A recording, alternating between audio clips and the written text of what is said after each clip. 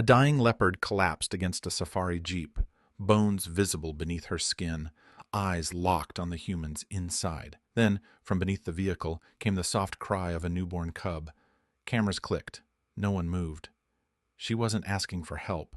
She was trusting it. But what happened next will shock even those who thought they'd seen everything. But first, let's go back to the beginning.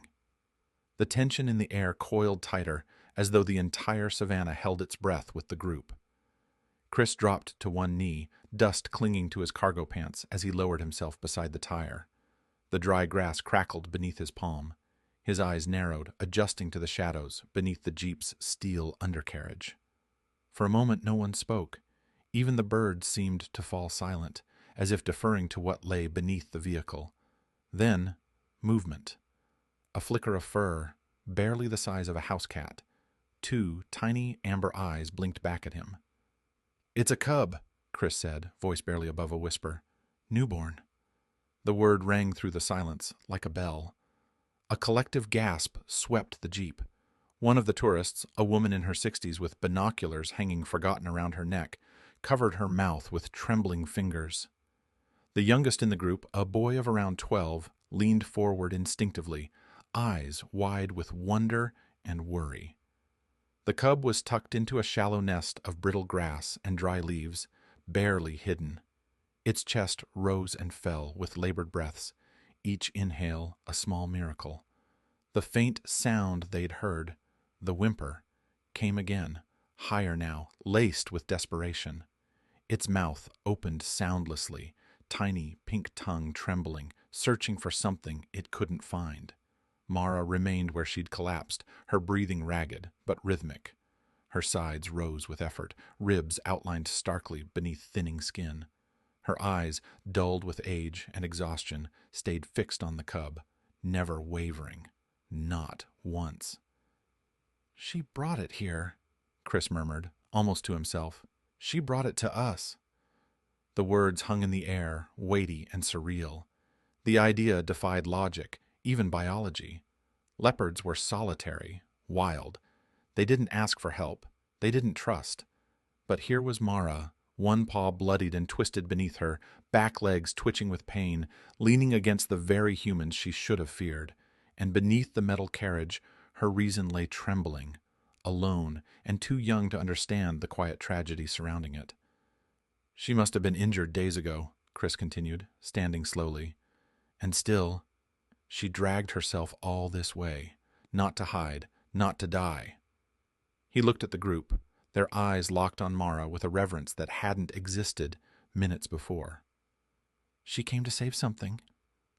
No one replied. They didn't need to. They understood. Chris's heart pounded in his chest like a warning drum. The echo of his own voice still rang through the dry air. "Get! Go on! Get!" But the male's retreat didn't loosen the knot in his gut. It wasn't over. Not really. The bush swallowed the predator in silence, but instinct told him the leopard hadn't gone far. He had only stepped back, calculating, waiting, watching. Chris exhaled, sharp and unsteady, before turning his eyes to Mara. Her head had fallen again, but not entirely. One ear still twitched toward the brush, still listening, still guarding. Her lips were parted, breath shallow and rasping, but her body had not moved from its post against the jeep. She had placed herself there like a wall, a dying fortress. Danielle raised her camera with trembling fingers, but didn't click the shutter. The lens trembled, lowered again. Some moments were too sacred for capture.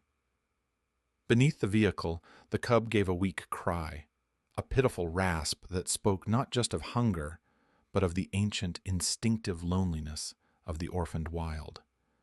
Chris crouched once more, moving slowly, every motion deliberate. He reached beneath the axle and gently slid the cub forward by the scruff, his other hand steadying its fragile body.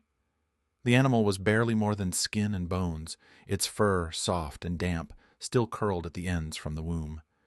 Its eyes were cloudy blue, unfocused, but it clung to Chris's hand with an unconscious desperation, tiny claws no more threatening than thorns. The tourists didn't speak. They watched, as if any sound would undo the fragile miracle unfolding before them. Mara stirred. Her gaze, glazed and ancient, locked onto the cub. The child was in human hands, but it was alive.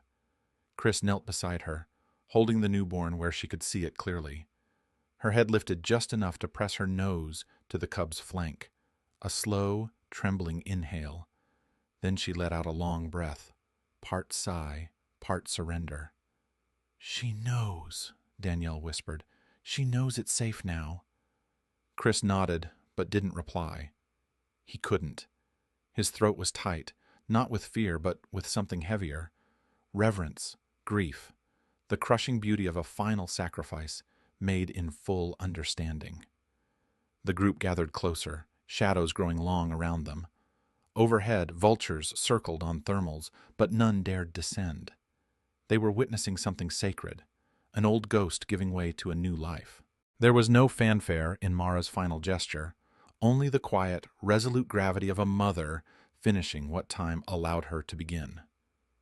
2 days after her rescue, she stirred for the last time in her straw-lined enclosure, her thin frame curled protectively around her cub. Her breathing had grown shallower by the hour, and yet, when the moment came, she gathered herself with the same dignity that had once made her a whisper among trackers and bushmen. With her remaining strength, she pressed her nose to Hope's flank, guiding the cub forward with a tremor of muscle and instinct. The sanctuary keeper knelt, motionless, as the little body shuffled hesitantly into his waiting hands. Mara watched, her golden eyes dimmed but clear as the cub was lifted gently away. Then she lowered her head onto her front paws and exhaled a breath that seemed to come from every battle she'd ever fought.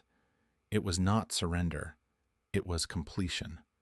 Danielle stood just outside the enclosure, hands trembling around her camera. She had photographed migrations in the Serengeti, drought-starved lions on the Mara River, a cheetah giving birth beneath acacia shade, but none of it had prepared her for this. She raised her lens and took the shot. Mara, head bowed in the straw, eyes closed, the cub disappearing into human arms. There was no drama in the frame, no blood, no roar. Just silence, sacrifice, and an aching kind of grace. When the photo hit the world, it detonated not with spectacle, but with stillness. People stared. They read the caption once, then again.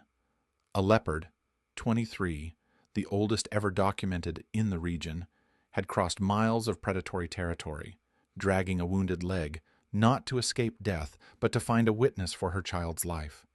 She had not sought help. She had demanded it. And humanity, for once, had not turned away. Chris wrote the accompanying piece himself, just a short paragraph, unpolished but raw. She didn't choose us because she believed in us.